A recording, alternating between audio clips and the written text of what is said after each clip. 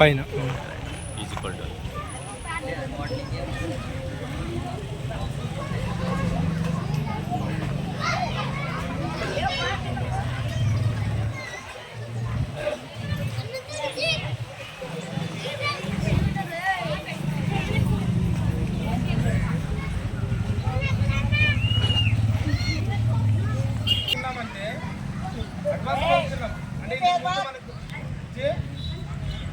ఇంతకుముందు మనకు ఇలాంటి అడ్వాన్స్గా ఉండే మొబైల్స్ కానీ పేపర్స్ కానీ ఏమీ లేకపోయింది.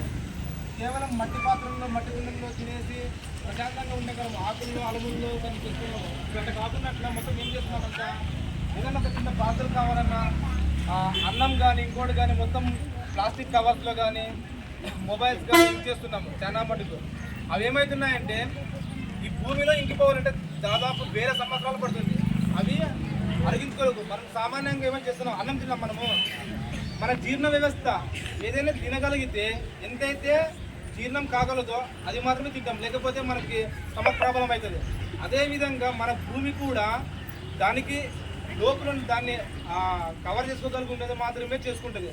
ఈ కవర్స్ ఇవన్నీ ఉంటాయి కదా, చాలా 1000 సంవత్సరాలు పోయి భూమిలో సారవంతమైన నేల దెబ్బతినేసి పర్యావరణాన్ని కలుషితం చేసేస్తాయి.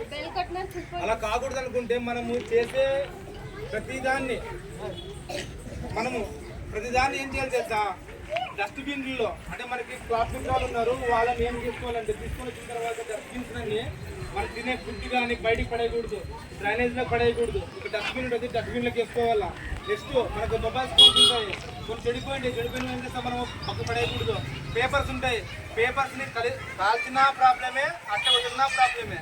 కాబట్టి వాటిని అలాగే ప్లాస్టిక్ ఉపయోగిస్తే వాళ్ళు మళ్ళీ రీసైకిల్ చేస్తారు. కాబట్టి మనమందరూ ఈనాటి బాధలే రేపటి పౌరులు. కాబట్టి మీరు బాగా ఇంట్లోన అమ్మ నాన్నకు కానీ బయట ఉన్న పక్క ఇంట్లో వాళ్ళు కానీ మంచిగా చెప్పండి. ఏమంటే మనం చేసే ప్రతి పని కూడా సమాజానికి హితంగా ఉండాలా, హాని కలిగించే విధంగా ఉండకూడదు. అలా ఉన్నప్పుడే మనం ఏం చేస్తాము, భూమిని కాపాడుతాము, పర్యావరణాన్ని కాపాడుతాము, నీళ్ళను కాపాడుతాము, ప్రతిదాన్ని కాపాడుతాము. మనం తీసుకునే ఈ కవర్స్ అని లోపలికి పోతే ఏమవుతుంది, భూమిలోకి పోతే నీరన్నీ ఏమవుతాయి, కలుషితమవుతాయి. ఇంటికి ముందు నీళ్ళు తాగితే చాలా తీయగా ఉండేవి, ఇప్పుడు ఉప్పు ఉంటాయి, ఎండుకుంటాయంటే అనేక రకమైన కెమికల్స్ అన్ని నీళ్ళకి ఇంకిపోతాయి.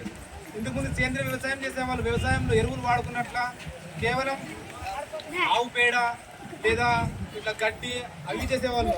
మనకు సామాన్యంగా తెలిసింది ఇక్కడంతా కన్యకల దగ్గర చెరువులు ఉన్నాయి. కాబట్టి మామూలు పనులు ఏం చేసేవాళ్ళము, ఈ కానుక చెట్టు చూడండి, కానుక చెట్టు ఆకుల్ని మొత్తము కిందికి వేసి తొక్కించేవాళ్ళం. మనము ఇట్లా కాదు, ప్రతిదానికి యూరియా అవి ఇవి వాడుతున్నాము.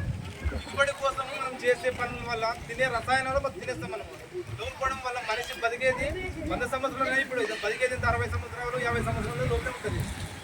దానికి కారణం ఎవరో కాదు, మనమే. కాబట్టి అందరూ ఇంకా జాగ్రత్తగా ఉంటే బాగుంటుంది.